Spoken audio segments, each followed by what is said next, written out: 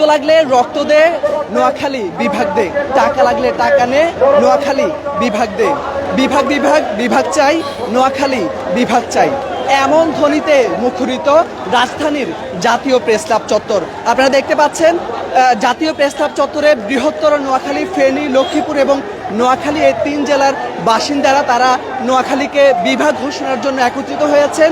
ঝড় বৃষ্টি উপেক্ষা করে তারা এখানে আন্দোলন করছেন। তারা তাদের বিভিন্ন স্লোগানে মুখরিত করছেন এই রাজধানীর জাতীয় প্রেস ক্লাব। আপনারা আগে জানিয়ে রাখি, জুলাই সনদে অন্তর্বর্তীকালীন সরকার ফেনী, নোয়াখালী, লক্ষ্মীপুর, চাঁদপুর, ব্রাহ্মণবাড়িয়া এবং কুমিল্লাকে নিয়ে কুমিল্লা বিভাগ ঘোষণার জন্য কুমিল্লা বিভাগ ঘোষণা করতে পারে এমন একটি তথ্য রয়েছে। তো তারই ধারাবাহিকতায় ফেনী এবং নোয়াখালী, পাশাপাশি লক্ষ্মীপুরে 3 জেলা মিলে বৃহত্তর নোয়াখালীর মানুষ তারা আপত্তি জানিয়েছে যে শুধুমাত্র নোয়াখালীকে নিয়েই নোয়াখালীর বিভাগ ঘোষণা করতে হবে। এছাড়া কুমিল্লার নামে বিভাগ হলে তারা সেই বিভাগে যাবেন না। এমন তথ্যের ভিত্তিতে আমরা দেখতে পেয়েছি যে বেশ কিছুদিন ধরে ফেনী, নোয়াখালী এবং লক্ষ্মীপুরে তারা আন্দোলন করেছেন। এছাড়া আন্দোলন করেছে শুধুমাত্র নোয়াখালী এবং রাজধানীতেই না, তারা আন্দোলন করেছেন বিশ্বের বিভিন্ন দেশে। আমরা দেখতে পেয়েছি গত 2 দিন আগে তারা আমেরিকা আন্দোলন করেছেন, এছাড়া কানাডা এবং ইতালিতে গতকালকে আন্দোলন করেছেন, সৌদি আরবেও আন্দোলন করতে আমরা দেখতে পেয়েছি। এছাড়া বিশ্বের বিভিন্ন দেশে আপনারা জানেন নোয়াখালী বিভাগ ঘোষণার জন্য, নোয়াখালী বিভাগ ঘোষণা বাস্তবায়নের জন্য তারা নোয়াখালীর বাসিন্দারা দীর্ঘদিন ধরে সামাজিক যোগাযোগ মাধ্যম সহ রাজপথে আন্দোলন জানিয়ে আসছেন। তারা দাবি জানিয়ে আসছেন নোয়াখালীর ইতিহাস এবং ঐতিহ্য মণ্ডিত নিজস্ব সংস্কৃতি রয়েছে এবং নোয়াখালীর যে যৌক্তিক দাবি রয়েছে সেগুলোর প্রেক্ষিতে তারা নোয়াখালীকে বিভাগ ঘোষণার জন্য তারা বিভিন্ন সময় দাবি জানিয়ে আসছে।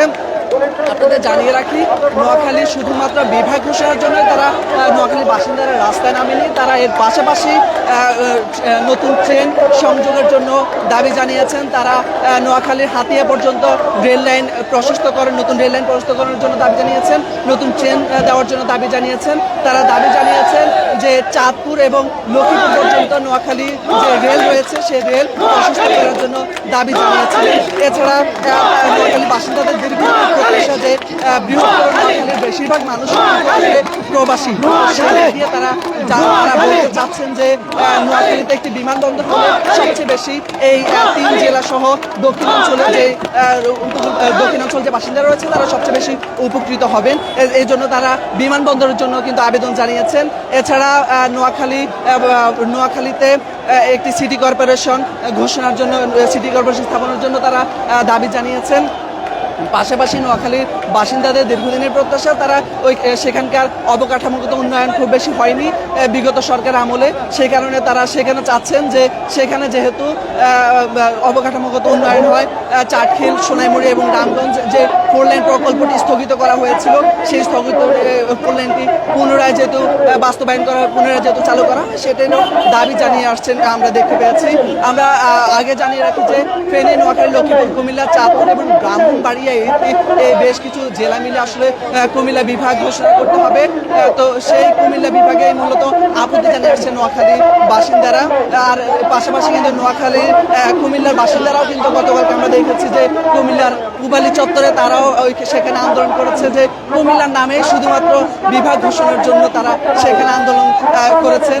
তো আমরা দেখতে পাচ্ছি আসলে ঝড় বৃষ্টি উপেক্ষা করে রাজধানীর জাতীয় প্রেস ক্লাবের চত্বরে সেখানে সমবেত হয়েছেন নোয়াখালীর হাজার হাজার বাসিন্দা। আপনারা দেখতে পাচ্ছেন যে তারা ঝড় বৃষ্টিও মানছে না, তারা সেখানে শুধু একটাই কথা বলে যাচ্ছেন যে নোয়াখালী বিভাগ চাই, এছাড়া আর কোনো দাবি নাই।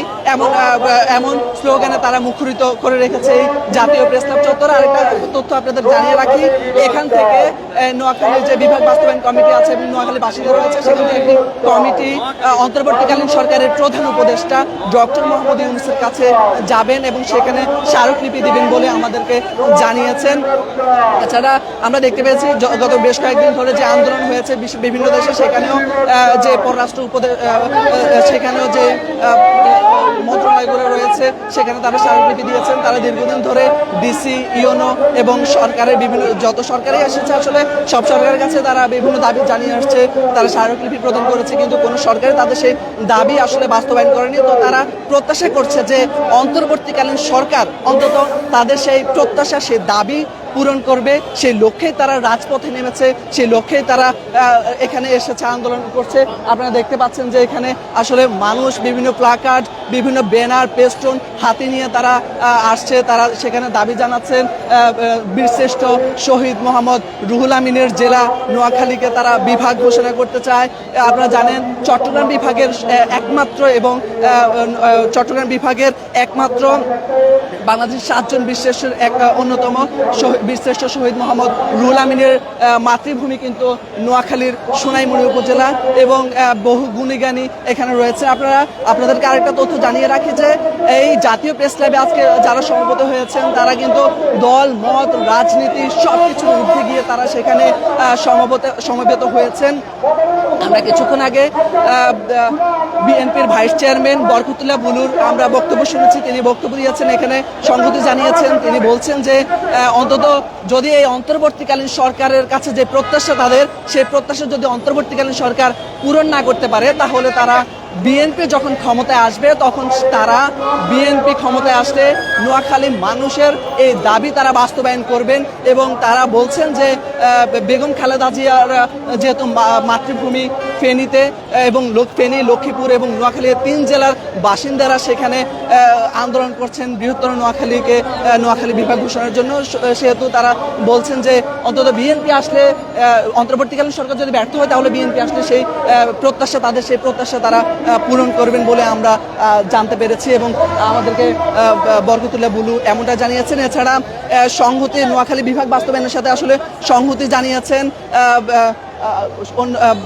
এনসিপির যুগ্ম আহ্বায়ক, সিনিয়র যুগ্ম আহ্বায়ক হান্নান মাসুদ। তিনি আসলে জানিয়েছেন যে নোয়াখালী বিভাগ হোক এবং নোয়াখালী বিভাগ ছাড়া আর কোনো দাবি নাই। এছাড়া আমরা দেখতে পেয়েছি যে রাজনীতিবিদ, সামাজিক সংগঠন থেকে শুরু করে বিভিন্ন শ্রেণী পেশার মানুষ তারা তাদের সব কিছুর ঊর্ধ্বে গিয়ে আসলে নোয়াখালীকে বিভাগ ঘোষণার জন্য আজকে এই রাস্তায় নেমেছেন। শুধু আজকে না, আসলে এই নোয়াখালীর বাসিন্দাদের দীর্ঘদিনের প্রত্যাশা, তারা দীর্ঘদিন ধরে চাচ্ছেন যে নোয়াখালী আসলে বিভাগ হোক এবং তারা তাদের নিজস্ব সংস্কৃতি রয়েছে, নিজস্ব ঐতিহ্য রয়েছে, সেই নিজস্ব ভাষা, নিজস্ব সংস্কৃতি সেগুলো ধারণ করেই তারা চাচ্ছেন যে নোয়াখালী আসলে বিভাগ হওয়ার উপযুক্ত।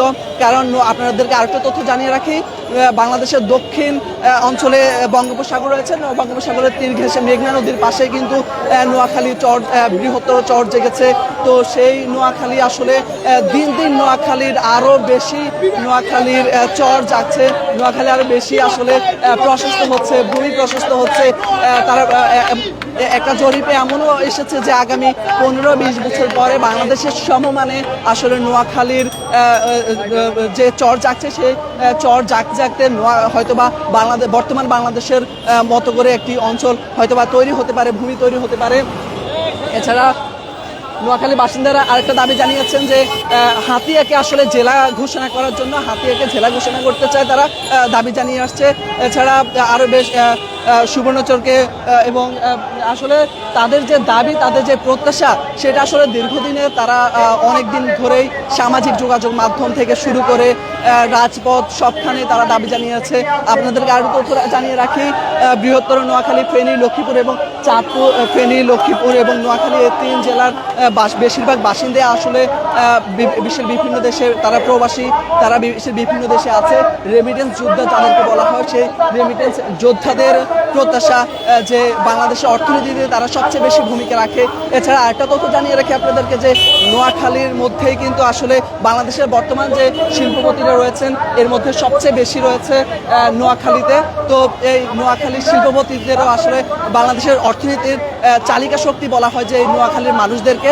সেই নোয়াখালীর মানুষরা আসলে তাদের প্রত্যাশা যে অন্তর্বর্তীকালীন সরকার অন্তত তাদের সেই প্রত্যাশা পূরণ করতে পারবে এবং তারা সেই প্রত্যাশার আশায় আসলে রয়েছে। আমরাও দেখতে চাই যে আসলে অন্তর্বর্তীকালীন সরকার তাদের সেই আশা ঠিক কতটুকু বাস্তবায়ন করতে পারে। এ ছিল আমার কাছে রাজধানীর জাতীয় প্রেস ক্লাব থেকে সবশেষ।